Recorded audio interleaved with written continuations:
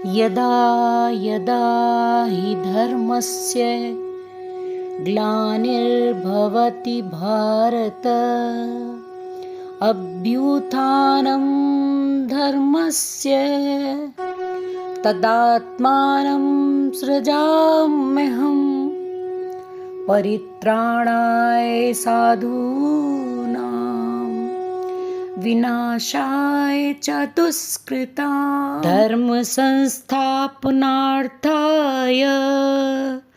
संभवामि युगे युगे। अर्थात जब जब धर्म की हानि होती है और अधर्म की वृद्धि होती है तब तब मैं प्रकट होता हूँ, साधुजनों का उद्धार करने के लिए, पाप कर्म करने वालों का विनाश करने के लिए और धर्म की स्थापना के लिए मैं हर युग में आता रहूँगा। ओम श्री ओम नमः भगवते वासुदेवाय विश्वेश्वराय आदि पुरुष परंपरा आलेख पुरुषाय नमः।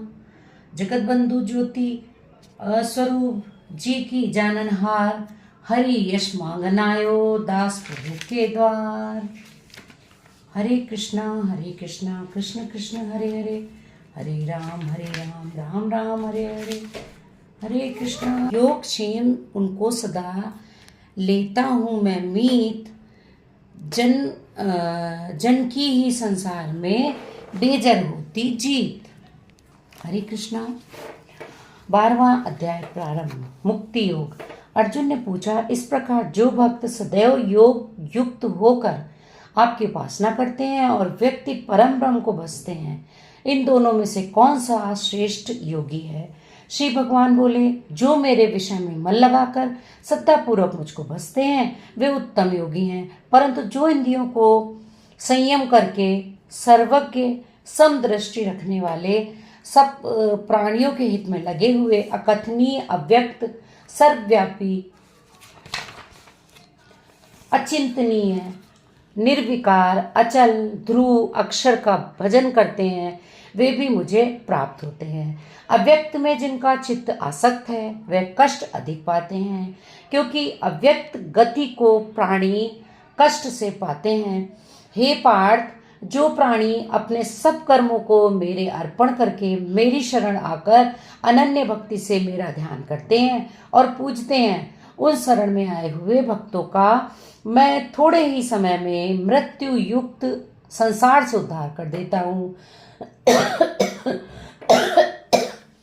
मुझ ही में मन रखो, मुझ में ही बुद्धि रखो, तब तुम मुझ ही में निवास करोगे, इसमें कुछ संदेह नहीं है। हे धनंजय, यदि इस समय तुम मुझ में अपने चित्त को लगाने में समर्थ ना हो तो अभ्यास योग द्वारा हमारे पाने के लिए बारंबार यत्न करो।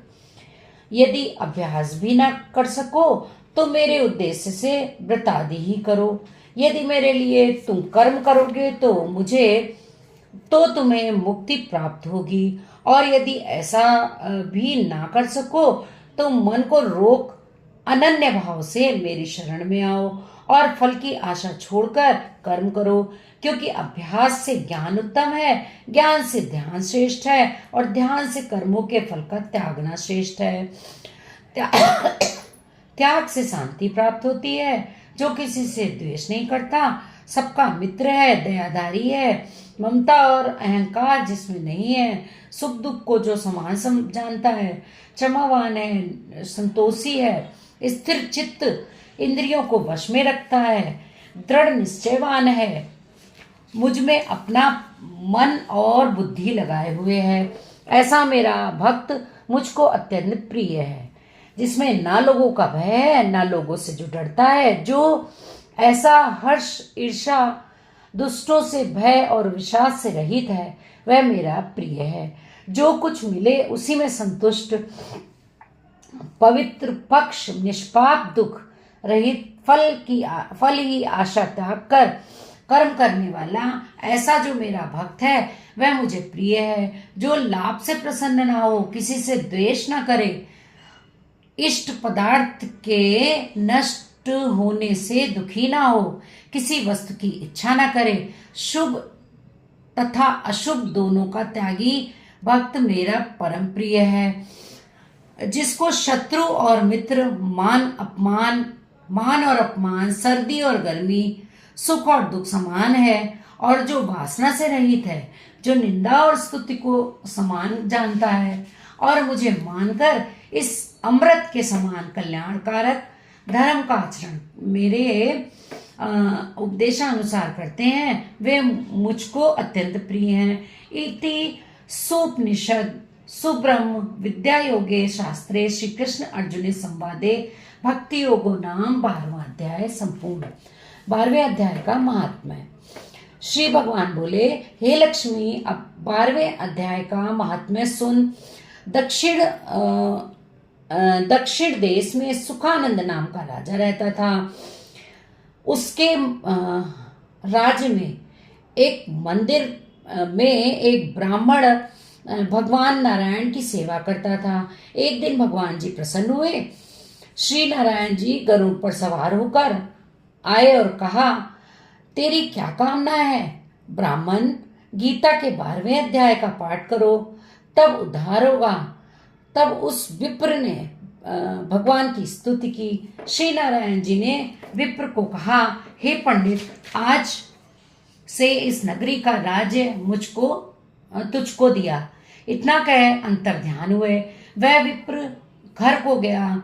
उस देश के राजा के कोई संतान ना थी। राजा ने उस विप्र को बुलाया और विप्र को राज्य देकर आप तब करने को कहा।